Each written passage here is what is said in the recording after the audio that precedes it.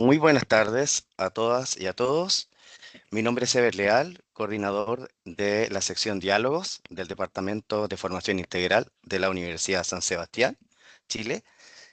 Y estamos en nuestra 10ª sesión de ciclo durante el año 2025 y estamos muy contentos de recibirlos para esta presentación, que es un diálogo que será moderado por el doctor Miguel Lobos de la sede Patagonia de la Universidad San Sebastián.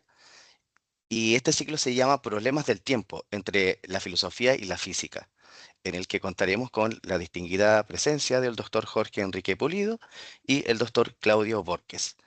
Em, Les solicitamos que puedan apagar el audio hasta el final a las personas que han ingresado como asistentes para a las 13:20 en adelante poder hacer un ciclo de preguntas que será también moderado por el doctor Miguel Lobos. Entonces, le damos nuevamente la bienvenida y adelante, profesor. Gracias, Heber, por la introducción. Un gusto estar acá, un gran gusto también, no solo académico, sino también personal, por los invitados que tenemos en esta ocasión para terminar nuestro ciclo de diálogos del Departamento de Formación Integral en la San Sebastián, particularmente porque nuestro invitado principal Jorge Enrique Pulido, profesor de la Universidad Industrial de Santander, en Colombia. Profesor Jorge es doctor por la Universidad Católica de Chile y por la Universidad Complutense de Madrid. Ha realizado también estancias de estudio en Friburgo, en la Universidad de Friburgo, y sus líneas de investigación principales, sobre todo lo que he estado trabajando en los últimos años, es justamente la filosofía del tiempo. También su otra línea de investigación sobre la historia de la filosofía, la fenomenología y la hermenéutica. Es autor de dos libros hasta el momento. El primero se llama La pregunta por el humanismo hoy, que salió en el 2017, publicado por la editorial Bonaventuriana. Y hace poco, en el 2021, salió el libro Sobrepasar la metafísica, publicado en los cuadernos de Estudia Heideggeriana, que es el lugar, digamos, de estudio y de escritos para los heideggerianos, sobre todo en nuestro hemisferio. Em, Profesor Jorge también últimamente organizó la jornada de filosofía en la Universidad de Santander, Industrial de Santander en Colombia, a la cual también me invitó, por lo tanto agradezco mucho la invitación. Y ciertamente autor de un gran número de artículos y de investigaciones en torno a Heidegger, fenomenología, filosofía contemporánea y también filosofía antigua. Por la otra parte, tenemos a nuestro segundo invitado principal, que es el profesor Claudio Borges González. Claudio es doctor por la Universidad de Antofagasta, doctor en física. Actualmente es profesor en la Facultad de Ingeniería en nuestra Universidad de San Sebastián y realiza clases de física para el Departamento de Ciencia Exacta. Su línea de investigación principal y sus trabajos publicados hasta ahora son más bien relativos a la línea de la teoría cuántica del tiempo, la gravedad cuántica y teorías de gravitación. La idea, por lo tanto, de este encuentro es reunir dos mundos que no son tan extraños entre ellos. Alguien podría decir, hoy día física y filosofía ciertamente pertenecen a dos áreas bien diferentes, también desde el punto de vista metodológico. Pero si lo consideramos, ¿no? Hoy día Jorge, su contribución de hoy se llama justamente Einstein y la historia del concepto de tiempo. Si consideramos la historia del tiempo, lo cual pareciera ser una redundancia, la historia del concepto de tiempo, los primeros grandes filósofos que fueron llamados por Aristóteles los físicos, los físicos, también tenían algo que decir respecto al tiempo, ¿no? Pensamos, por ejemplo, en Anaximandro, en este fragmento, ¿no? En el que decía que todas las cosas del universo en algún momento pagarán su culpa según lo dicta el tiempo, y desde llegar hasta filosofía contemporánea con Heidegger, la temporalidad existencial, la temporalidad histórica, pasando por toda una larga tradición, San Agustín, el mismo Aristóteles, Kant, en fin. Por lo tanto, dos disciplinas que no son tan lejanas. Metodológicamente y actualmente sí, pero en origen lo que acomuna son diferentes problemas, y justamente este problema, que es un gran problema, el problema del tiempo. ¿Mm? Así que para empezar, le doy la palabra a doctor Jorge Enrique Pulido para su presentación en torno a Einstein y la historia del concepto de tiempo. Bien, muchísimas gracias, Miguel, por la presentación, por la invitación. Un cordial saludo para todos los presentes, profesores, estudiantes y demás invitados, profesores de la Universidad San Sebastián. Muchas gracias por la invitación a estos diálogos de formación integral del Departamento de Formación Integral. Y muchas gracias por esta oportunidad de conversar con el doctor Claudio Andrés Borges sobre el tema del tiempo desde su especialidad, y yo desde mi aproximación filosófica también al tema. La idea que formulaba Miguel como introducción me parece completamente orientadora de lo que posiblemente vaya a ser esta conversación, en la medida en la que la pregunta que está sobre la mesa es: los problemas en relación con el tiempo, ¿a qué área pertenecen? ¿Son problemas de la física? ¿Son problemas de la psicología? ¿Son problemas de la filosofía o de la metafísica y de la ontología? El tiempo ocupa un campo, un espectro enorme de problemas y de matices y de posibles desarrollos.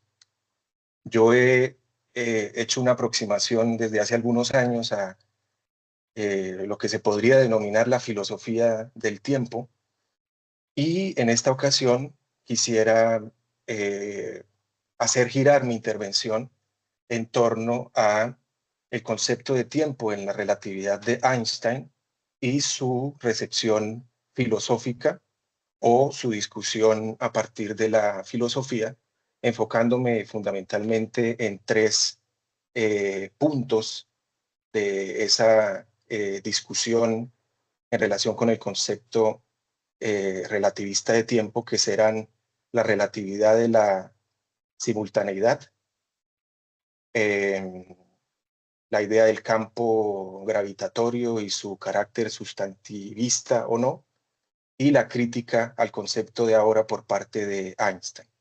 Esto lo menciono de forma introductoria para, digamos, orientar lo que va a ser el punto de llegada final de mi intervención, hacer una revisión filosófica de estos tres aspectos del concepto de tiempo en la relatividad,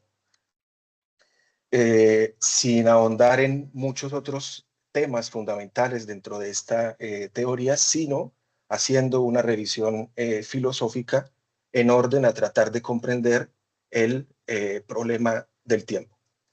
Y voy a escoger una orientación que se distingue de la perspectiva que comúnmente se aplica cuando desde la filosofía se quiere realizar una discusión del tiempo y del espacio en el campo de la física. Voy a referirme al debate entre sustantivismo y relacionismo, pero voy a entender el problema más allá de este debate a partir de lo que denomino la historia del concepto de tiempo, tratando de sostener la siguiente tesis. La teoría del tiempo de la relatividad de Einstein supera lo que podríamos llamar el hilo conductor de la historia del concepto de tiempo y abre un ámbito de aproximación al problema del tiempo, o más bien del espacio-tiempo, que interpela a la historia filosófica del concepto de tiempo. Esa va a ser, digamos, mi idea conductora o la tesis que voy a intentar defender. Cuando nosotros hacemos la historia del concepto de tiempo, y yo esa historia del concepto de tiempo la desarrollo siguiendo las aproximaciones de los tres autores que son fundamentales para esa historia, a saber, Aristóteles, Kant y Heidegger. Cuando hacemos esa historia del concepto de tiempo a través de la filosofía, pero también teniendo en cuenta que la aspiración de una historia del concepto de tiempo es mucho más amplia y global, tanto así que uno debe también establecer este diálogo con la física y con la física contemporánea, toda vez que una filosofía que en el siglo XXI se desarrolle de espaldas a la ciencia es una filosofía a la que le faltará una pata y no se podrá sostener con suficiente firmeza. La conclusión a la que se llega una vez que se hace esa historia del concepto de tiempo, digo, es que para la historia del concepto de tiempo debe haber una fuente de determinación del tiempo. Cuando revisamos el concepto de tiempo en Aristóteles, cuando revisamos el concepto de tiempo en Kant y también en Heidegger, llegamos a la conclusión de que para la historia del concepto de tiempo siempre debe haber una fuente, y podríamos agregar privilegiada, de determinación del tiempo. Esa fuente, además, se define para la historia del concepto de tiempo desde la predicación numerante del tiempo, siguiendo la definición de Aristóteles, según la cual el tiempo es el número del movimiento según lo anterior y posterior, algo a lo que volveré después. Y en tercer lugar, para esa historia del concepto de tiempo, la determinación del tiempo es una suerte de enraizamiento que se encuentra en medio de el ser determinado por el tiempo y el ser determinador del tiempo, sin que podamos sacar el concepto de tiempo de, de ese espacio intermedio en el que el tiempo significa ser determinado por el tiempo y a la vez ser determinador de este. Entonces, voy a redondear estos tres aspectos que se sacan, a los que llega la historia del concepto de tiempo, para luego continuar con mi aproximación a la relatividad de Einstein y su concepto de tiempo.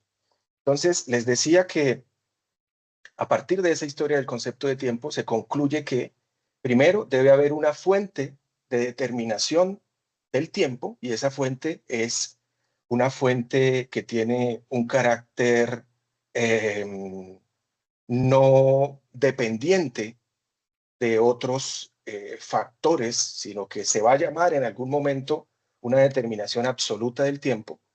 En segundo lugar, esa fuente de la determinación del tiempo está ligada o se define desde la predicación numerante del tiempo, porque para la historia del concepto de tiempo, el tiempo es un número.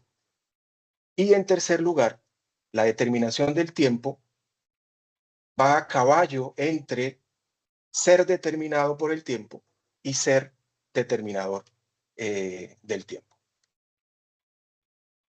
Ahora bien, cuando nosotros abordamos el tema Einstein y la historia del concepto de tiempo, encontramos que uno de los enfoques más habituales, y tal vez el principal, a la hora de reflexionar filosóficamente sobre los conceptos de espacio y de tiempo en la física, no es esta perspectiva, sino el debate sustantivismo y relacionismo, ubicando el concepto de espacio o el concepto de tiempo dentro de una de estas dos posiciones. Voy a reconstruir brevemente el debate sustantivismo-relacionismo porque me interesaría sugerir que la aproximación a partir de la historia del concepto de tiempo ofrece mejores resultados que la perspectiva de este debate. El debate sustantivismo-relacionismo se plantea en el terreno de la ontología del espacio y del tiempo, y tiene como sus representantes estelares, aunque no son los únicos, a Newton y a Leibniz. Voy a reconstruir la posición de cada uno, Newton como representante del sustantivismo, Leibniz como representante del relacionismo. Empiezo entonces con Newton.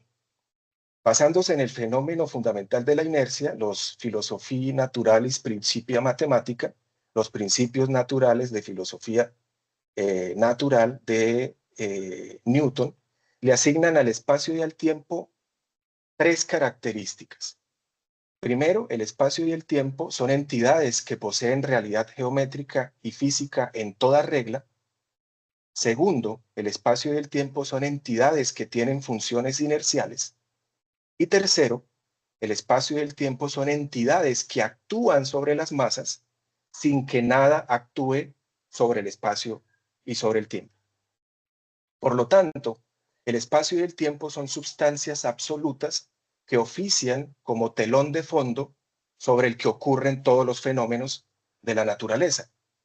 Esta perspectiva, que según el propio Einstein nace con el continuo tridimensional de Descartes, en el que se tratan como equivalentes todas las superficies, pues entre los griegos se da un privilegio a determinadas figuras, como por ejemplo el punto, la recta, el plano y el círculo en Aristóteles, será un tema de discusión en toda la historia de la ontología del espacio y del tiempo hasta llegar a la relatividad e inclusive hasta la actual mecánica cuántica. Por otro lado, tenemos a Leibniz, que va a tomar una posición relacional respecto del espacio y del tiempo. En su correspondencia con el portavoz de Newton, ya que este último no respondía a las cartas de Leibniz, en sus intercambios, por tanto, con Samuel Clarke, Leibniz considera que el espacio y el tiempo tienen, respondiendo a Newton, las siguientes tres características. Primero, que no son entidades físicas, reales en toda regla, sino el conjunto ordenado de las relaciones que guardan entre sí los distintos objetos materiales existentes. Dos, que todo movimiento entre cuerpos materiales es relativo. Y tercero, dice Leibniz, que existe el movimiento absoluto, si bien sus causas no son el espacio y el tiempo absolutos de Newton, sino el cuerpo en movimiento. Esta última tesis de Leibniz ha llevado a algunos autores como Hermann a identificar un vestigio todavía sustantivista en el relacionismo leibniziano, en tanto que este relacionismo fluctúa en la correspondencia con Clarke y con Huygens, sin llegar a una precisión inobjetable frente al sustantivismo newtoniano, algo que a mi modo de ver el propio Einstein posteriormente también va a identificar en Leibniz, y va a afirmar que Leibniz es crítico del sustantivismo newtoniano, pero que tampoco él cuenta con las herramientas para proponer una nueva mecánica. Ahora bien, si tratamos de situar la teoría de la relatividad de Einstein en este debate, el resultado al que se llega, a mi manera de ver, es doble. Por un lado, vamos a evidenciar una evolución del concepto de espacio-tiempo de Einstein que describe un arco en el que se aleja del sustantivismo, frente al cual fue ambiguo al principio en la teoría especial de la relatividad, para finalmente suscribir la tesis relacional. Einstein parece haber superado definitivamente el sustantivismo, todavía latente en Descartes, a quien admira en su recepción del espacio cartesiano, y todavía latente, como acabé de decir, en Leibniz. Esa es la primera conclusión, el primer resultado al que se puede llegar cuando friccionamos la relatividad de Einstein contra el debate en torno al sustantivismo y al relacionismo. Pero además creo que podemos sacar una segunda conclusión. A mí me parece, y esto es un poco más arriesgado, que sigue siendo discutible el hecho de que para Einstein exista una entidad física con características bien definidas, con una ontología per se, el campo electromagnético. Es decir, ya no el espacio-tiempo, sino el campo electromagnético. Es decir, en todo caso no habría un sustantivismo al estilo de Newton, sino una especie de sustantivismo de campo, como el de Faraday o el de Maxwell. Lo sustancial es el campo, no el espacio absoluto, como mostraré más adelante que Einstein afirma en distintas oportunidades y de manera bastante taxativa. Esta última reiteración del problema, es decir, que en todo caso a la salida relativista se le pueda volver a aplicar el debate de sustantivismo y relativismo y que se caiga en un posible bucle, es lo que genera, a mi modo de ver, un desgaste del enfoque sustantivismo-relacionismo para analizar el problema del espacio-tiempo y lo que llevaría la discusión filosófica del tiempo en la física contemporánea a un terreno más productivo que aquí, en esta intervención, vamos a desarrollar en términos de su relación con la historia del concepto de tiempo.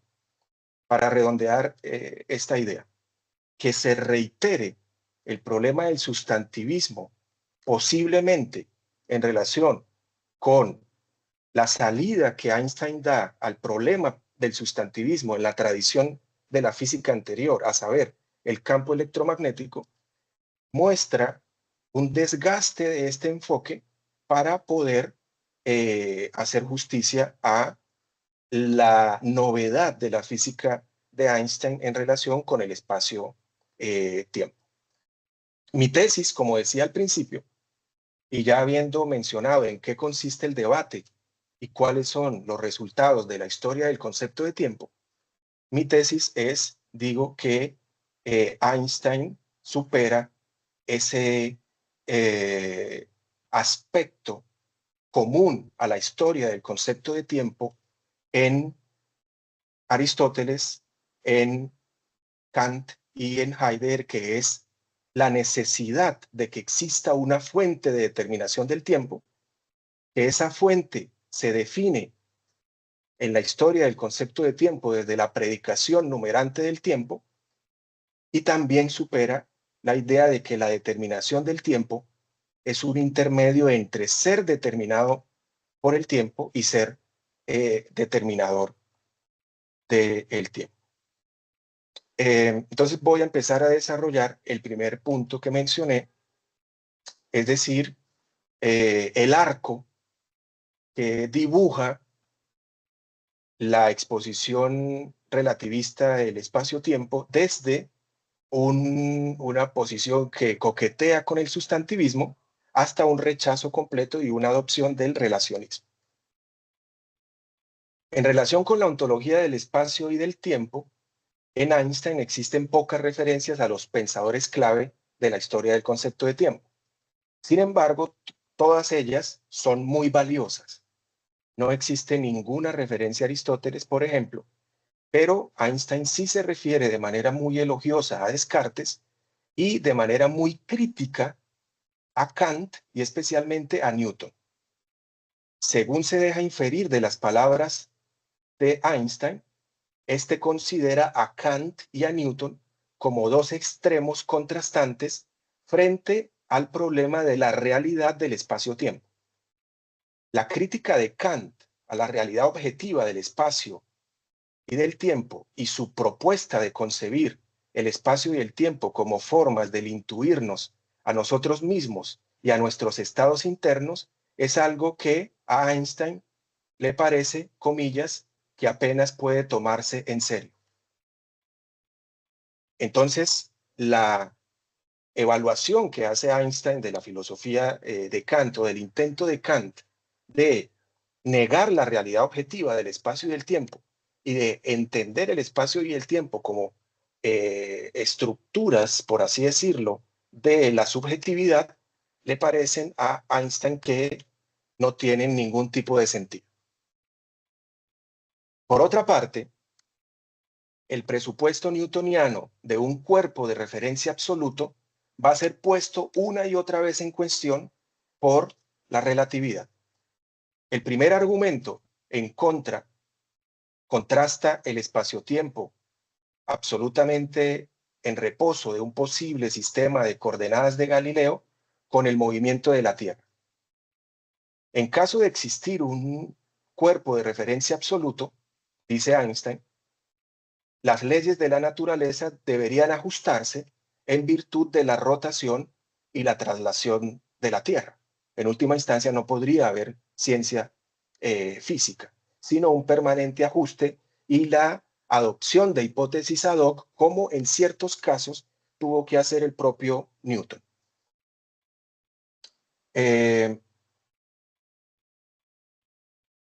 Esto porque, dice Einstein, la velocidad del movimiento de rotación terrestre varía de dirección en el transcurso del año.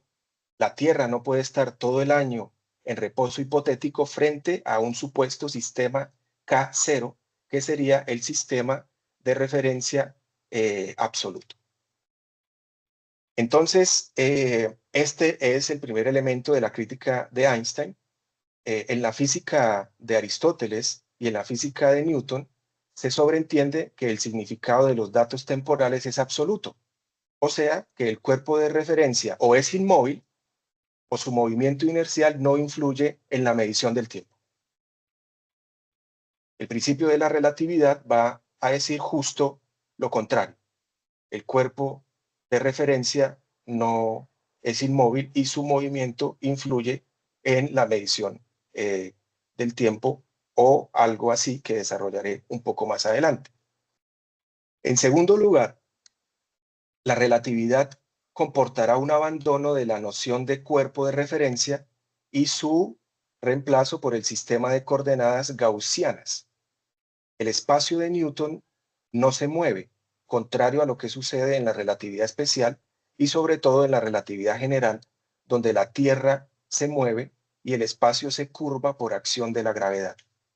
Einstein dirá lo siguiente, comillas, el espacio newtoniano hay que imaginárselo en reposo, o al menos no acelerado, para que la aceleración que aparece en la ley del movimiento pueda contemplarse como una magnitud con sentido.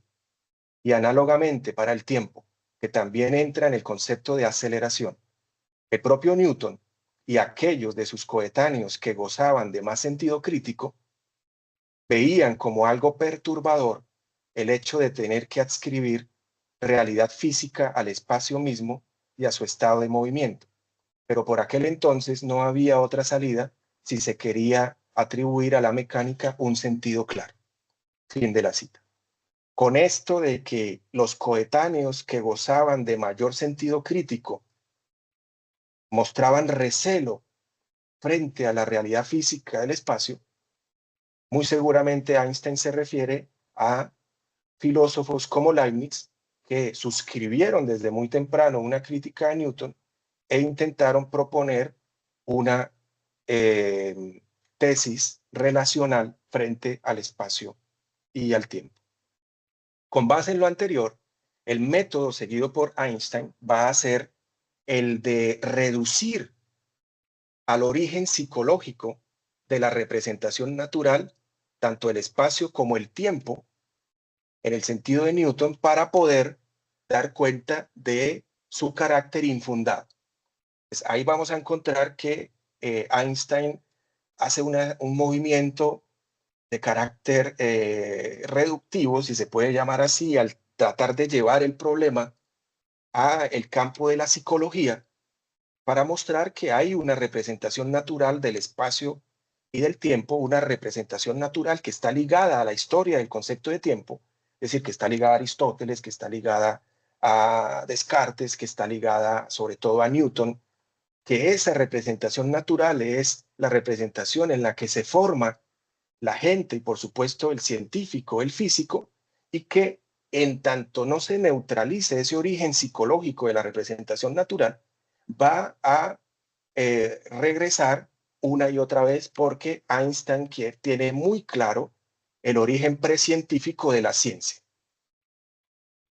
Para Einstein la ciencia tiene, como también dirá la fenomenología, un origen precientífico, pero a diferencia de la fenomenología, Einstein no trata de capitalizar ese origen precientífico o prereflexivo, preteórico de la ciencia, sino que muestra que subyace a todo planteamiento científico para poder ser superado. Entonces, esa representación natural la va a comprender como precientífica y necesitada de una superación por parte de la nueva física por él propuesta. Existe un hábito al que tiende la representación natural de estos conceptos de espacio y tiempo. Ese hábito es el responsable de su persistencia en la mecánica clásica y obviamente en la concepción común de los conceptos. Y pese a las transformaciones a las que empujan los nuevos descubrimientos científicos, este origen psicológico de las representaciones de espacio y de tiempo es el responsable de que no se llegue a una transformación verdadera, aun cuando, pues, para Einstein los descubrimientos científicos ya estaban ahí. Él los toma, los reformula, los articula y con una economía y una elegancia conceptual y matemática mucho más depurada, los presenta en una teoría mucho más consistente. Con esto he pasado revista a la fuerte crítica que lleva a Einstein a sustituir la discusión en torno a la ontología del espacio o del tiempo, entendido de una forma separada, por una discusión en torno a la ontología del espacio-tiempo. Entonces, es esta crítica la que lleva a Einstein a realizar la sustitución de la antigua ontología del espacio o del tiempo, entendidos como fenómenos separados, por una ontología del espacio-tiempo. Esta sustitución, como sabemos, la realizará Einstein en dos etapas. La teoría especial de la relatividad de 1905 y la teoría general de la relatividad de 1915. Y solo hasta la segunda etapa, la teoría de Einstein tomará verdadera distancia frente al sustantivismo, que es lo que voy a mostrar a continuación.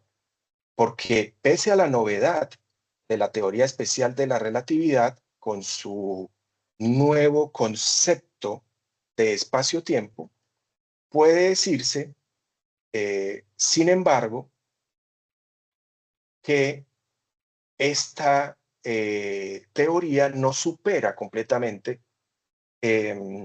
la discusión en torno al sustantivismo.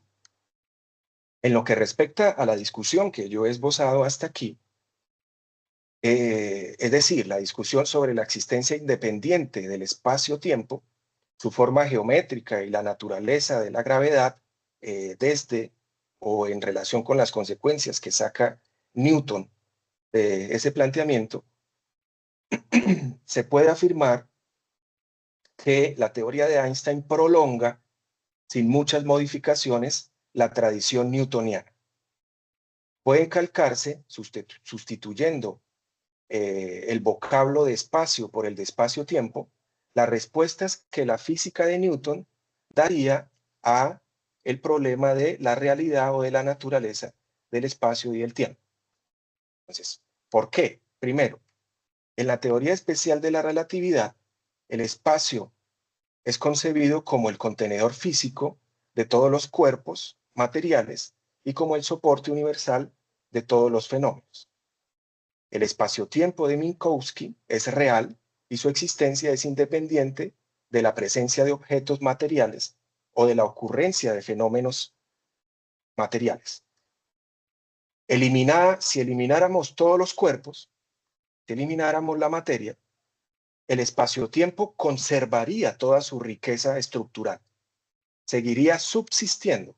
Ese es precisamente el núcleo de la posición sustantivista, que cuando quitamos todos los cuerpos o todos los fenómenos de la naturaleza o cuando eliminamos la materia, todavía quedaría algo, un telón de fondo, espacio-temporal, subsistente por sí mismo. Esa es la médula de la posición sustantivista, y en esto la teoría especial de la relatividad parece no haberse independizado todavía de la física de Newton y en cierta medida de la física aristotélica, porque hay ahí un vestigio. En segundo lugar, el espacio-tiempo de la relatividad especial es homogéneo, isotrópico, geométricamente plano y abierto infinito. En tercer lugar, en la teoría especial de la relatividad, el único movimiento natural es el movimiento inercial. Einstein va a conservar en la teoría especial de la relatividad el movimiento inercial, y en la teoría general de la relatividad va a mantener los sistemas inerciales, aunque con leves pero importantes modificaciones para entender el cambio del sustantivismo al relacionismo. Eso lo abordo en un momento. Entonces, en la teoría especial de la relatividad, el único movimiento natural es el movimiento inercial. El espacio-tiempo, dice Einstein, comillas, le dice a los cuerpos qué caminos naturales deben seguir, fin de la cita. La gravedad desvía cualquier cuerpo de su trayectoria natural inercial. Los cuerpos son violentados por acción de la gravedad.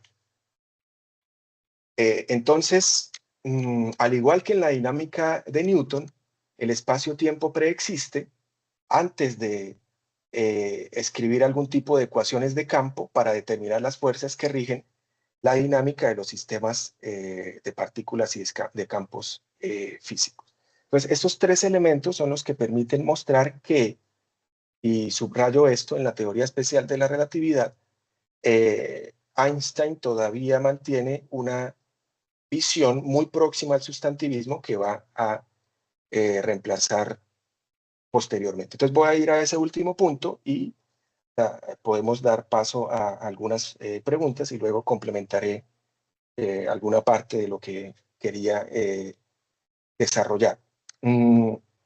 Entonces, ahora, ¿qué pasa en la relatividad general? Apoyándose en Ernst Mach, Einstein buscará colocar la mecánica sobre nuevos fundamentos. Él ya nos había dicho que los coetáneos de Newton y el propio Newton intuían que había que hacer unos cambios en los conceptos fundamentales, pero que no contaban con las herramientas. Einstein sí va a hacer la revisión de los conceptos fundamentales de la física, y en esto el concepto de espacio-tiempo va a ser, como ya he insistido, fundamental. En esa dirección, Einstein propone una nueva forma de entender la gravedad sin apelar a la acción a distancia, algo que era muy propio de la física anterior. En su lugar, es el concepto de campo gravitatorio el que explicará de una nueva manera el fenómeno de la inercia, conservando los sistemas inerciales, pero ya no en el sentido de la teoría de la relatividad especial, donde todavía el espacio tenía una existencia autónoma frente a la materia. Y lo voy a ilustrar con un par de citas muy claras, muy precisas de Einstein. Comillas. Según la mecánica clásica y según la teoría de la relatividad especial, es decir, se incluye a las dos, en esto serían hermanas, el espacio, paréntesis, espacio-tiempo, tiene una existencia independiente de la materia o del campo. Para poder describir aquello que llena el espacio, aquello que depende de las coordenadas, hay que imaginar que el espacio-tiempo o el sistema inercial con sus propiedades métricas viene dado desde un principio, porque si no carecería de sentido de la descripción de aquello que llena el espacio. Por el contrario, según la teoría de la relatividad general, el espacio no tiene existencia particular al margen de, comillas, aquello que llena el espacio, de aquello que depende de las coordenadas. Fin de la cita. Luego, Einstein va a agregar algo con una precisión muy notable. Si suprimimos mentalmente el campo gravitatorio, es decir, las funciones G y K', lo que queda no es algo así como un espacio del tipo 1, ese espacio subsistente, sino que no queda absolutamente nada, ni siquiera un espacio topológico. El espacio vacío, es decir, un espacio sin campo, no existe.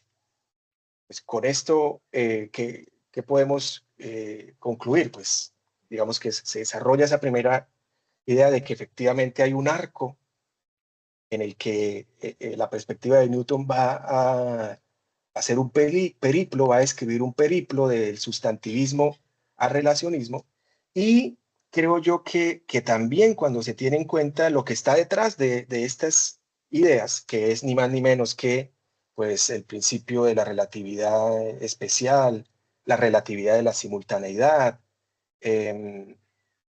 y otras ideas, tanto de la relatividad especial como de la relatividad general, se llega a la conclusión que yo mencionaba al inicio, a saber que desde la perspectiva del concepto de espacio-tiempo de Einstein, se supera la idea prototipo de la historia del concepto de tiempo, según la cual debe existir una fuente de determinación del tiempo. Esa fuente es el hombre, es la numeración, más que el hombre, la numeración del tiempo, que no tiene variantes, sino que él ahora, por eso yo quería ir hacia esa crítica que hace Einstein, él ahora es siempre el mismo para todos los fenómenos de forma universal, como si pudiéramos, al decir ahora, extender un horizonte temporal que abriga todos los posibles fenómenos de la naturaleza. Desde la perspectiva de la relatividad, esta idea se ha roto por completo, ¿no? Con la idea de los relojes que propone Einstein, con la idea del observador, con la idea de que el tiempo se puede estirar o se puede encoger, es decir, puede ir más lento o más rápido, algo que para Aristóteles sería completamente rechazable. Entonces, se supera este prejuicio, podríamos decir, o esta idea tan marcada que, insisto, va a ir desde Aristóteles pasando por Kant hasta Heidegger. Para Heidegger también debe haber una fuente de la determinación del tiempo, al menos en la ontología fundamental, ¿verdad? Si bien no el número o la acción numerante, sí el proyecto existencial del Dasein, que se ha hecho cargo de su propia muerte y de su propia angustia, y que por eso puede abrir la temporalidad estática. Segundo, también se resquebraja la idea de que esa fuente se define desde la predicación numerante del tiempo, es decir, de que el tiempo es un número y de que como el número es el mismo con independencia de lo que numeremos, el tiempo es el mismo para todos. Esto queda superado por la relatividad del tiempo, ¿no? Dice Aristóteles, así como contamos 7 libros, 7 sillas, 7 caballos, 7 es el mismo para todos. Asimismo, el tiempo es el mismo para todo aquello a lo que lo apliquemos, por así decirlo, toda vez que el tiempo, y estoy citando a Aristóteles, el tiempo es un número. Y por último, para cerrar esta intervención, esta idea de que el tiempo es un enraizamiento intermedio entre el ser determinado por el tiempo y el ser determinador del tiempo es también, digamos, puesta contra las cuerdas por la relatividad especial y por la relatividad general, en tanto que las dos cosas se entienden de una manera completamente diferente. Ciertamente hay algún grado de aplicación de la idea de ser en el tiempo o de ser determinado por el tiempo, pero no en el sentido aristotélico, no en el sentido kantiano y muchísimo menos en el sentido existencial del tiempo de la naturaleza o incluso del tiempo del mundo en el último intento radical de pensar el concepto de tiempo en el siglo XX, que fue en la filosofía de Martin Heidegger. Ahora, lo mismo se puede decir con la idea de ser determinador del tiempo. ¿En qué medida para la relatividad el observador es determinador del tiempo? Esto carece por completo de sentido, ¿no? No hay una determinación universal del tiempo. El observador no tiene que hacerse cargo del tiempo. Claramente siguen subsistiendo elementos de la historia del concepto de tiempo, como la idea de que el tiempo es medición o de que el tiempo es medición del tiempo. Pero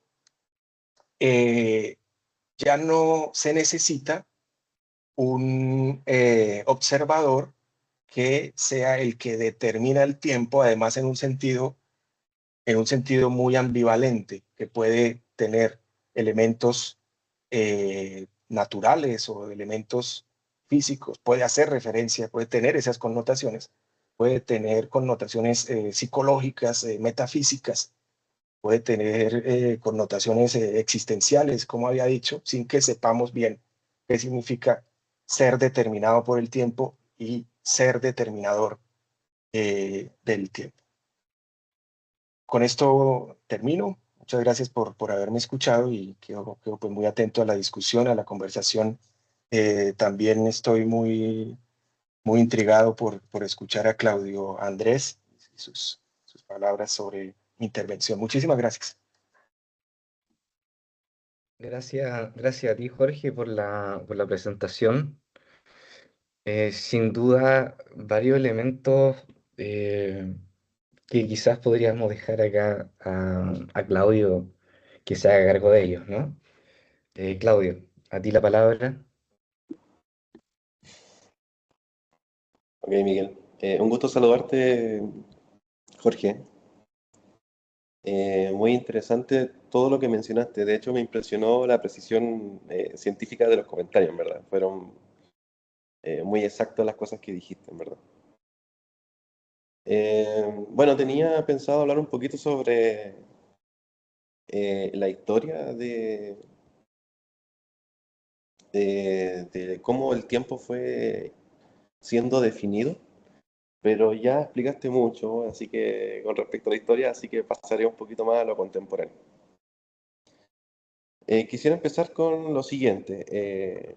El tiempo en sí es un ente bastante subvalorado en física, ¿sí? La discusión que se ha hecho alrededor de este ente es más filosófica, pero hoy en nuestros días sí ha tomado relevancia. Y me atrevo a decir que precisamente gracias a la mecánica cuántica, ¿sí? Primero que todo, después de toda una discusión entre filósofos y físicos, en realidad el tiempo no está claro cuál es su naturaleza, ¿sí? No está claro de dónde viene, qué es lo que lo provoca. Hay muchas hipótesis de dónde viene esto. Así que en realidad le podemos dar, como por decirlo así, unas pseudo definiciones a medida que se va utilizando en las teorías físicas. Entonces parto con eso. En ningún momento se ha podido determinar cuál es la naturaleza. Ninguna teoría te puede decir cuál es la naturaleza del tiempo, ¿sí? Más bien, el tiempo es algo así como una consecuencia. Sabemos que el tiempo puede ser medido, no lo podemos tocar, no lo podemos palpar, Y ocurre algo así con el espacio. Entonces, la conexión que hizo Einstein y previamente Minkowski con el espacio-tiempo es muy acertada, ¿sí? Y de hecho las mediciones experimentales lo comprueban. El tiempo y el espacio es un ente en conjunto que, debido a relatividad general, con las masas con materia presente, es afectado, ¿sí? Ya no es un tiempo newtoniano como antes, que era absoluto, sino que ahora es algo relativo. Ok. Como dije recién, el tiempo es una consecuencia. ¿Consecuencia de qué? Es lo que no está claro, ¿sí? Nosotros vivimos en el universo, así que podemos asimilar de que somos parte de esta naturaleza y podemos contemplar el tiempo más allá como una percepción. Ahora, hoy en día, existen métodos muy tecnológicos, muy modernos, para poder medir el tiempo, darle un sentido al tiempo. Y cada vez esta forma de medirlo se va actualizando y toma una connotación un poco más alejado de lo que es nosotros como observadores. Hay otras cantidades en física que también se determinan, eh, como por ejemplo cómo medir la masa, cómo medir metro, ¿sí? Que toman en su naturaleza como las constantes universales. Entonces el tiempo tiene también esta historia de qué es lo que realmente mide el tiempo. Bueno, antiguamente, como yo creo que ya todos saben, el tiempo es medido a través de ciertos intervalos entre un suceso y otro. Medimos una escala de tiempo, le podemos dar el tipo de escala que nosotros queramos. Pero hoy en día, definir qué es lo que es un segundo es bastante complicado. Entonces ahí recurrimos a la mecánica cuántica. Hoy en día se ocupa el cesio 133, si no me equivoco, en donde por cada más de 9.000 millones de oscilaciones del electrón dentro de sus niveles de energía, cuando ocurre esa frecuencia, tenemos la medición de un segundo, exacto. Ya, ese aparato es bastante preciso porque hoy en día esa cantidad de oscilaciones va a ocurrir, según el elemento, hasta 30 millones de años más. Entonces, claramente, el aparato que nosotros tengamos para medir va a depender incluso de algo que pertenece al universo. Entonces existe un ciclo, una vuelta que uno le da a qué es el tiempo, que nosotros seremos parte del tiempo o nosotros le damos el sentido al tiempo, y es una discusión bastante larga. Y de seguro en filosofía es mucho más profundo. Bueno, en mecánica cuántica, al menos en las teorías, como les mencioné recién, el tiempo es un concepto subvalorado hasta que nos dimos cuenta que realmente es lo más importante de las teorías, ¿sí? Pasamos de Newton, que era absoluto, y pasamos a Einstein, donde es relativo. Sus consecuencias son claras, ¿sí? No hay evidencia que refute estas ideas. Ahora, en mecánica cuántica, cuando se establecieron las primeras ecuaciones, el tiempo era algo así como el mismo espacio, que está ahí, y que todo lo que ocurra en el espacio y en el tiempo está sobre ellos. O sea que el tiempo y el espacio son los pilares fundamentales, ¿sí?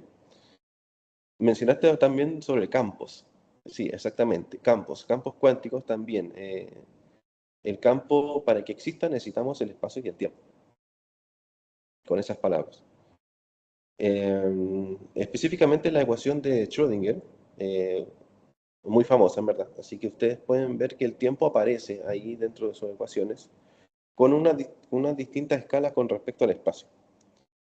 Entonces el tiempo, en ese sentido, sigue siendo algo clásico, ¿sí? A pesar de que estamos en una mecánica cuántica, sigue siendo algo clásico, algo así como todo ocurre gracias al tiempo, porque en un momento había algo y en otro momento había otra cosa, entonces tenemos un intervalo de suceso, ¿sí?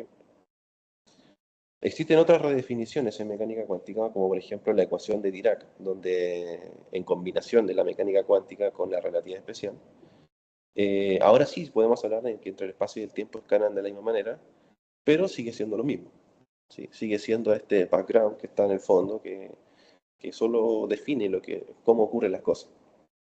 Muchos científicos recurren a esta frase, es como que el tiempo y el espacio existen para que las cosas no sucedan en el mismo momento o en el mismo lugar. Hoy en día las ecuaciones se han vuelto más complicadas, ¿sí? Las interpretaciones que le han dado a la mecánica cuántica han sido mucho más complejas y recurriré nuevamente a estas paradojas que pueden ocurrir en mecánica cuántica, porque hoy en día, como ya es de cultura general, creo, en un experimento de la doble rendija se pudo entender que la materia es dual, o es una partícula o es una onda, ¿sí? Pero se transforma, o se determina en este caso, cuando uno la observa. O sea, necesitamos el observador y necesitamos lo que se observa. Cuando uno determina entonces el estado de esta partícula o onda, podemos decir, con grandes palabras, estamos determinando entonces el sistema. Por tanto, podemos decir que estamos determinando el universo, con solamente observar, ¿sí? Hace poquito me encontré con un estudio, de hecho, que han visto que en qué momento nosotros podemos observar algo para poder determinarlo, o existe algún momento preciso, o puede ser antes, o puede ser después. Y han notado que información de onda electromagnética proveniente de galaxias muy lejanas, es decir, fotones que han llegado a nuestro planeta, se han sometido a esta prueba de la doble rendija y aún así no importa en qué momento lo midas, el comportamiento es el mismo, ¿sí? Determinamos, cuando nosotros medimos algo, que la luz es una onda, una partícula, en cualquier momento, ¿sí? Ya, esto es muy fuerte porque si es así, si nosotros somos el observador, estamos determinando claramente cómo es que tiene que ser el universo para que nosotros podamos existir, ¿sí? Ok, ¿por qué voy con este comentario? Lo que dije recién, no importaba en qué momento tú mides el sistema. El tiempo, en este caso, juega un rol primordial como en un sentido clásico, ¿sí? No es algo que haya sido cuantizado, como es en otras cosas. Hay teorías que han ido más allá. Por el caso de relatividad general se ha intentado buscar una cuantización, donde la materia en sí que está contenida en el espacio-tiempo es cuantizada. Pero aún así, si queremos encontrar una gravedad cuántica, tenemos que hablar de que se tiene que cuantizar el espacio y el tiempo. Toda la maquinaria de mecánica cuántica parte con la premisa de que todos los fenómenos ocurren dentro de un espacio y tiempo. Pero gravedad cuántica quiere decirte que el espacio y el tiempo también tienen que ser cuantizados. O sea, no es algo continuo, en verdad. Con esto han surgido teorías mucho más locas, donde está Quantum Loop Gravity, teoría de cuerdas, que intentan dar explicaciones con otras dimensiones extras más, aparte del tiempo, tratando de desentrañar un poco la naturaleza de ambas cosas, el espacio y el tiempo. No hemos tenido más respuestas de las dudas que tenemos, ¿sí? Todo ha sido muy complejo, hasta que se han retomado ideas muy antiguas, como lo que ocurre en termodinámica. Y yo creo que esto les puede sonar. En termodinámica hay leyes fundamentales, como por ejemplo la conservación de energía y la ley de entropía, ¿sí? Ya. ¿Por qué nombro esto? Porque en física el tiempo es solo una dimensión más, que es medible, no es palpable, pero sí es medible. Y toda teoría tiene una simetría, como otras más, y es que todos los fenómenos físicos pueden ocurrir cuando el tiempo avanza o cuando el tiempo retrocede, ¿sí? Entonces, si la física en sí, las ecuaciones en sí, nos dicen de que todo fenómeno puede ocurrir tanto hacia el futuro o hacia el pasado, entonces, ¿qué determina que en realidad el tiempo avance de alguna manera hacia adelante, hacia el futuro, y no vaya hacia atrás? Em, Todo fenómeno, como dije recién, respeta esta simetría, ¿sí? No está claro, porque es así. Incluso en teoría cuántica se hablan de partículas que viajan en el tiempo, hacia el pasado, no en estricto rigor, ¿sí? Pero tratando de darle una explicación a la naturaleza del tiempo dentro de todas sus ecuaciones. Ok, si la física funciona entonces con esta simetría, ¿qué es lo que hace que el tiempo vaya hacia adelante? ¿Una percepción de nosotros o alguna ley natural o una cosa externa que no entendemos qué? Y al menos hay una respuesta, que es la ley de entropía. La entropía, como bien se sabe, es una cantidad que siempre aumenta en el universo y que lo que hace es disponerte de más estados, de microestados disponibles para el sistema. O sea que mientras más desorden haya, significa que más aumenta la entropía y todo sistema tiende a aumentar esa entropía. Por eso es más fácil romper un vaso que a partir de los pedazos volver a armar el vaso como era antes, ¿sí? Entonces, esa es la elección. El problema es que la entropía es una teoría probabilística. Entonces, es probable, pero no imposible, de que el vaso a partir de sus trozos vuelva a unirse, ¿sí? Es decir, que podemos hacer una campana de Gauss de la cantidad de probabilidad de lo que puede ocurrir, y es mínimamente improbable de que eso ocurra, pero no es imposible.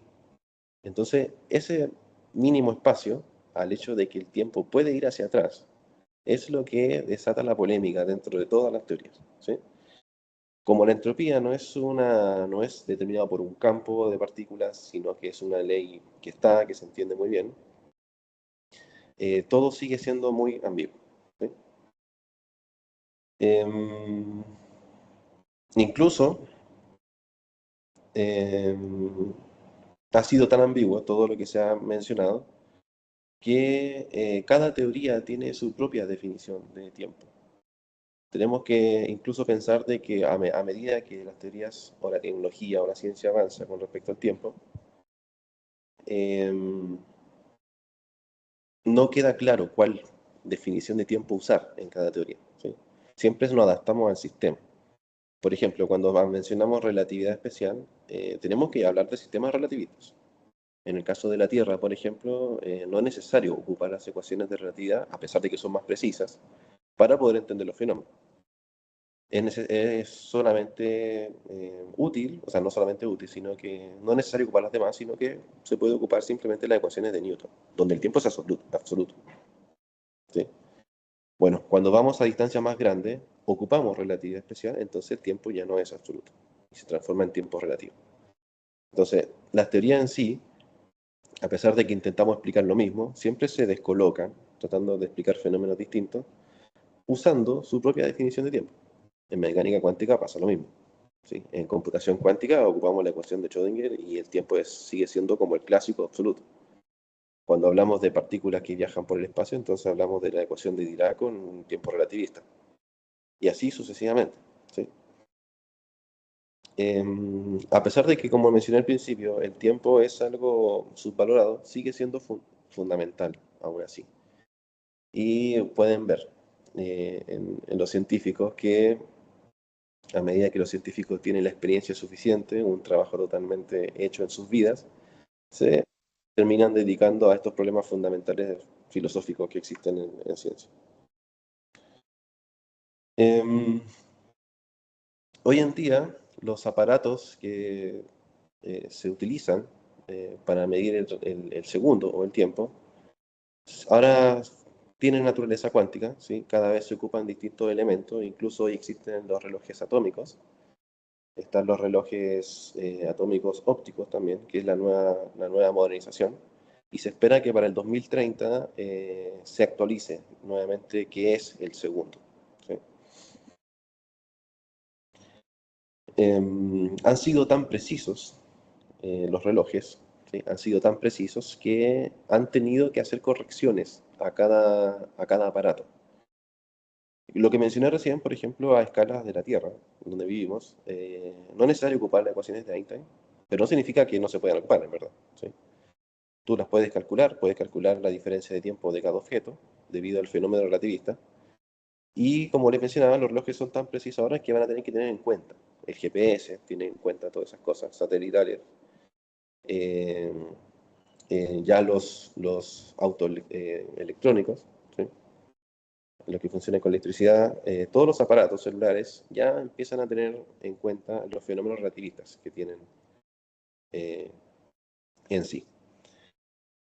He visto varios experimentos, incluso Stephen Hawking hizo un experimento para poder hablar de relatividad. Juntó a varias personas, me acuerdo en un documental, y dejó a una cierta cantidad de personas con un reloj atómico que coincide con otro. Los dejó en tierra, o sea, a nivel del mar, quietos, y llevó a otro grupo de personas a una montaña, no sé, creo que unos 1 kilómetro, 1500 metros de altura, algo así. Y lo que quiso demostrar con eso es que hay varias cosas dentro de la teoría de la relatividad que afectan la medición de tiempo. Incluso Jorge lo mencionó muy bien.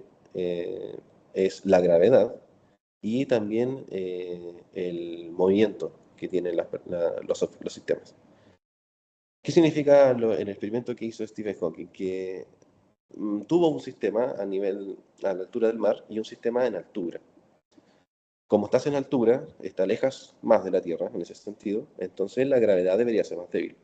Y si estás más cerca a nivel del mar, entonces la gravedad debería ser más fuerte. Significa entonces que debería haber una medición distinta en el tiempo. Los relojes estaban sincronizados. Y en el momento en que las personas subieron, luego bajaron y juntaron los relojes, había al menos en la orden de 5 décimas un cambio sustancial. ¿Sí? Habían cambiado su percepción del tiempo. ¿Ya?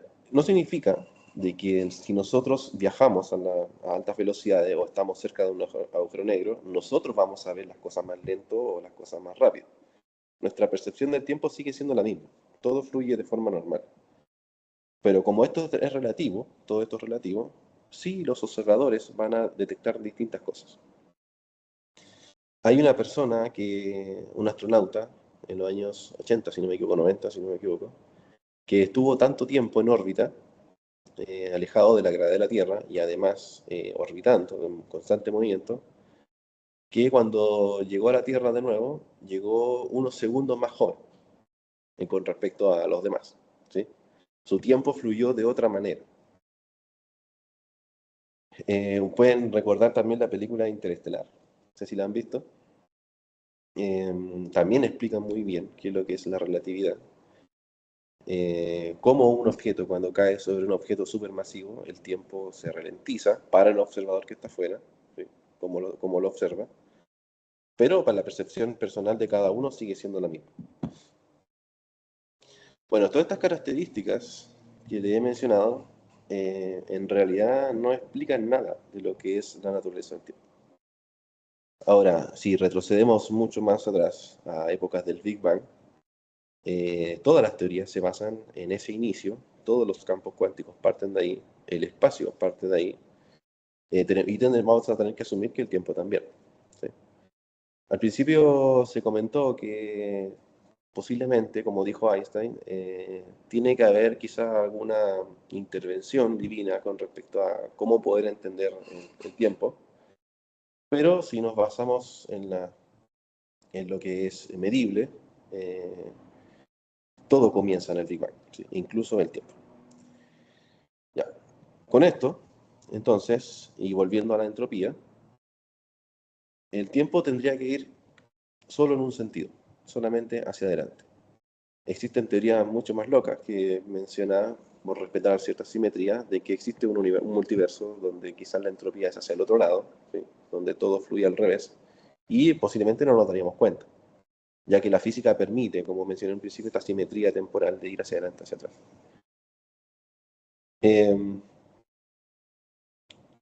Por más que queramos buscarle una explicación a qué es el tiempo, creo que sería muy difícil encontrarla con los conceptos actuales que tenemos. ¿Sí?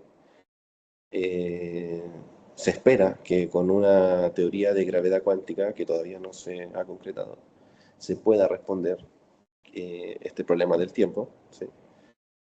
Eh, y quizás tratar de superar el hecho o la asimilación que nosotros hacemos de que el tiempo es más una percepción psicológica. Abro debate con respecto a eso, ¿sí? Aunque la mecánica cuántica también lo puede establecer así, ya que nuestro universo es determinado gracias a nuestra observación, sí, puede ser simplemente una consecuencia de nuestra conciencia o de nuestra propia existencia, pero sigue todo estando muy ambiguo. Repito, no conocemos la naturaleza del tiempo, ¿sí? Solamente sabemos cómo funciona y cómo podemos medirla. Bueno, con eso termino, Miguel. Muchísimas gracias, Claudio. Hartos puntos en común entre las dos cosas. y me da gusto saber de que, digamos, no hemos dicho cosas muy raras los filósofos, que tenemos ciertos elementos en comunes problemáticos, pero también a nivel, digamos, interdisciplinar no estamos tan mal, ¿eh? No estamos tan perdidos. Lamento mucho, digamos, que hay un tema de tiempo acá, que la reunión tiene que llegar a una especie de conclusión en algún momento. Sería muy bueno continuar el diálogo, pero yo tengo anotadas un par de preguntas antes de hacerlas yo. Si alguien más tiene ahora consultas a nuestros dos invitados, puede hacerla en nuestro público. Solamente prenda el micrófono y realice su pregunta. Joaquín Gianotti. Sí, muchas gracias por ambas intervenciones, muy interesante. Yo trabajo en metafísica de la ciencia, así que estoy muy interesado entre esos vínculos entre física y filosofía. Me gustaría conocer un poco más respecto al futuro del tiempo, porque hemos conversado bastante sobre relatividad y mecánica cuántica, y me gustaría un poco escuchar respecto al tema de gravedad cuántica, porque, claro, todavía no tenemos una teoría consistente. eh, pero os parece, si esta es la dirección que la física está tomando, y es una dirección en donde el tiempo no es fundamental, pero sí sigue siendo como manteniendo de alguna forma una naturaleza perspectiva no fundamental, que claro, podemos vincular a las teorías, también esto ya está pasando con teoría de campo y cuando pensamos a effective field theory, que claro, podemos vincular teorías más fundamentales con menos fundamentales y podemos recuperar en estas teorías menos fundamentales una noción de tiempo. Entonces mi pregunta, suponiendo que la dirección de la gravedad cuántica es una dirección donde quizá es la dirección que podemos apuntar ahora, con la evidencia empírica que tenemos. Me gustaría un poco escuchar respecto a la perspectiva filosófica y física sobre qué revelas eso sobre la naturaleza del tiempo, en particular respecto a debate entre relacionalismo y substantivalismo, porque de alguna forma parece que ese debate ya está un poco superado, y eso también era un poco el punto de la primera intervención. ¿Es compatible con todo que la segunda intervención comentó respecto a un carácter perspectivista del tiempo? Pero como un poco la pregunta filosófica, okay, sobre la naturaleza, si una manera un poco más fructífera de pensar al tiempo es en términos de fundamentalidad, ¿ya? Y nada, no, me gustaría un poco escuchar las opiniones de los dos como exponentes respecto a gravedad cuántica. Gracias. Lo que yo haría sería reunir las preguntas que tenemos y después las van respondiendo. Hago esto por una cuestión de tiempo, ¿no? Entonces, eh, también tenemos a Mauro Zapata y a nuestro profesor Paulo Rojo. Por favor, hagan sus preguntitas. Bueno, primero agradecer a los expositores. Muy breve la pregunta. Quería saber si cómo pueden vincular o si quizás desde una perspectiva más filosófica, no desde la metafísica, sino más bien desde la filosofía de la mente o filosofía del lenguaje, cómo pueden vincular el hecho de que el tiempo mismo sea algo que la física no ha decidido y sin embargo estemos tan cómodos con que la especificación del contenido semántico de nuestros propios pensamientos, digamos, hagan referencias temporales constantes, digamos, a situaciones que ocurren en el pasado, que ocurren en el presente, etcétera, etcétera. El hecho de que dentro de la estructura misma de un pensamiento pueda haber un elemento que hace referencia a esto que no sabemos bien lo que es. Muy interesante. Pablo.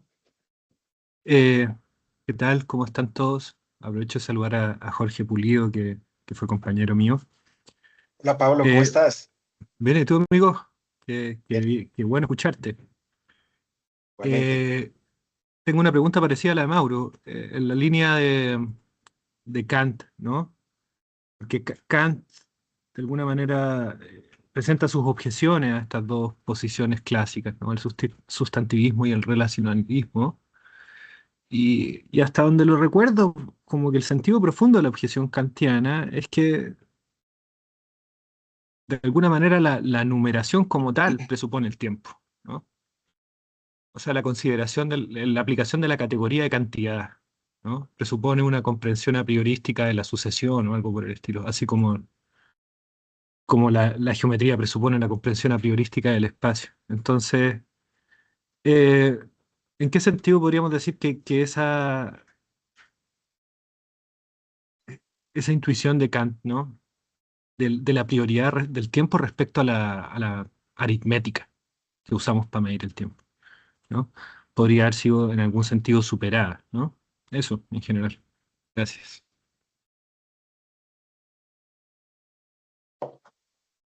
¿Pueden responder? Yo quisiera empezar porque creo que, digamos, la parte más difícil de las intervenciones apuntaría o reclamaría una respuesta de Claudio para mayor precisión. Y yo siento que la parte final de la intervención de Claudio Andrés y las tres intervenciones van en una dirección muy afín, ¿no? Es decir, la pregunta por la naturaleza del tiempo, incluso la pregunta de si todavía nos podemos seguir planteando esa pregunta por la naturaleza del tiempo. En mi intervención, de forma implícita, yo tomé distancia de esa pregunta, no es la pregunta que yo desarrollo, pero me parece completamente válido que se vuelva a la percepción del tiempo, a la relación que mantenemos con el tiempo y a la necesidad de tener en cuenta nuestra relación con el tiempo para poder dar cuenta de lo que el tiempo sea. Algo que parece muy filosófico, pero de acuerdo con la intervención de Claudio y con las otras preguntas de los participantes, pues tiene aristas que conectan filosofía y física y que están explorándose en estas nuevas teorías o nuevos caminos de los más prometedores para buscar una salida a determinados problemas muy específicos de la física contemporánea que muy probablemente no puedan ser resueltos si no cambia el concepto de tiempo o si no se encuentra una salida al enigma del tiempo, por así decirlo. Y en ese orden de ideas, a mí me pareció muy interesante la pregunta de Pablo, mi amigo Pablo, que preguntaba por Kant, porque yo pienso que en relación con este problema nuevo que ponemos sobre la mesa a partir de la intervención de Claudio y de las otras dos preguntas, la actualidad de Kant emerge como una posible, si bien no alternativa desde el punto de vista como tal científico, sí en el sentido de una perspectiva posible de exploración, toda vez que la pregunta por la naturaleza del tiempo y, digamos, la posibilidad de establecer la realidad del tiempo es algo que aparentemente no se puede abordar ni desde el punto de vista filosófico, ni desde el punto de vista físico, sea relativista o sea cuántico, pero el tiempo sigue siendo ahí, ¿no? Entonces, ¿cuál es el futuro del tiempo? Preguntaba uno de los participantes. Eso, ¿no? No se puede renunciar al tiempo, pero el tiempo sigue haciendo parte de la física como medición del tiempo, de la filosofía y de la experiencia cotidiana, de eso que en la fenomenología se llama la experiencia, digamos, inmanente del tiempo y nuestra relación con el tiempo.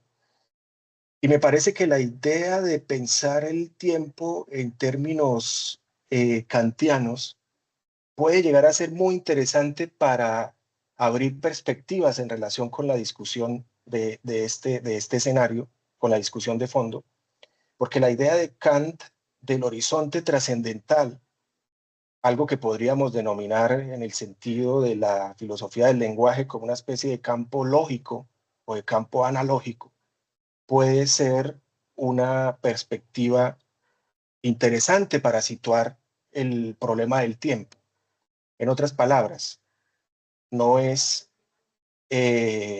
viable buscar una naturaleza del tiempo porque el tiempo no tiene una naturaleza, pero eso no significa que el tiempo no sea nada y que cada uno tenga su tiempo, sino que el tiempo hay que buscarlo, como dice Kant, en el horizonte trascendental, digamos, el tiempo no procede de la experiencia, pero está completamente referido a la experiencia, y ese campo de una estructura trascendental que podría pensarse más allá de una subjetividad fuerte que tiene unos límites muy marcados en la filosofía de Kant, sí puede ser una eventual alternativa, si bien no para resolver los problemas a nivel conceptual y muchísimo menos matemático, sí para desencadenar posibles alternativas para responder a estas preguntas.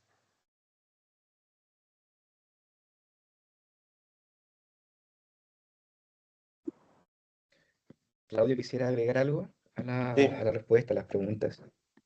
sí, bueno, creo que por parte de algunos conceptos filosóficos ya creo que están, creo que respondidos, así que eh, voy con la primera pregunta que me habló, dijo un poco sobre cuál es el futuro que se espera con respecto a lo que es el tiempo, según la gravedad cuántica.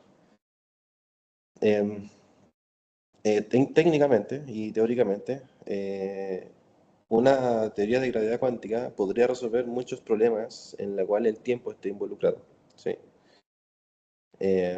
Problemas técnicos, por ejemplo, como que si el tiempo está cuantizado, es discreto, continuo, es absoluto en su totalidad o es relativo, todas estas cositas.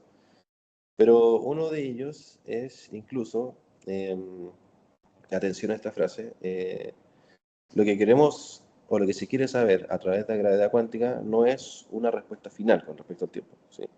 Lo único que se podría descubrir es si el tiempo en realidad es fundamental en el universo o emerge a partir de otra cosa, ¿sí? Bueno, esto es muy fuerte porque hoy entendemos como el tiempo como un artefacto del universo que es emergente, por lo que le hablé con las teorías de termodinámica y la entropía, ¿sí? Entonces, ¿es así realmente el tiempo? ¿Es una consecuencia de o es algo fundamental? Ahora, si es fundamental, ¿de dónde viene?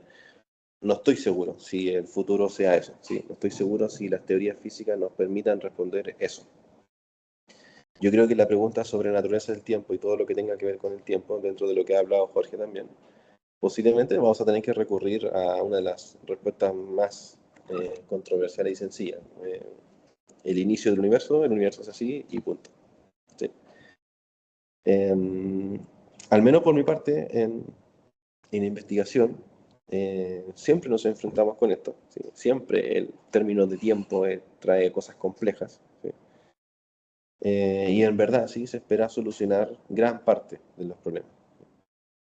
Estamos en la esperanza de que poder encontrar una teoría de gravedad cuántica y luego, consecuentemente, una teoría unificadora de todas las fuerzas respondería a todas las dudas de este universo y resolver todas las dudas que tenemos sobre él. Sería en ese sentido un poco triste llegar al fin del camino, así que yo creo que hablar sobre el tiempo, esto tiene para mucho tiempo más.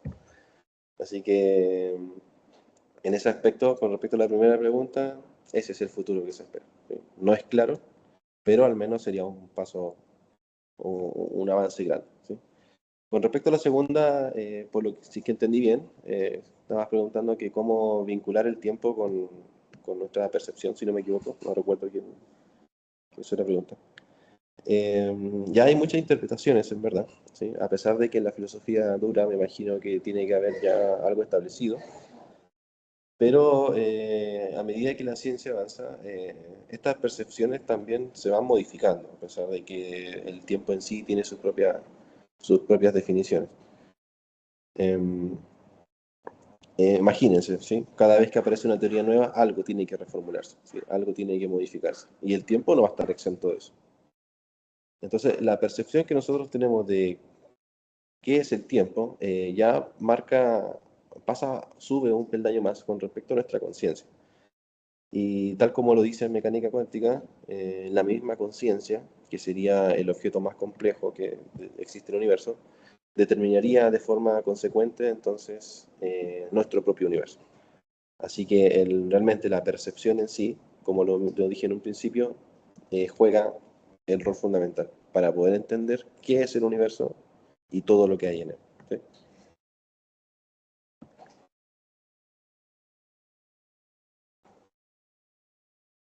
Muchas gracias, Claudio, Jorge.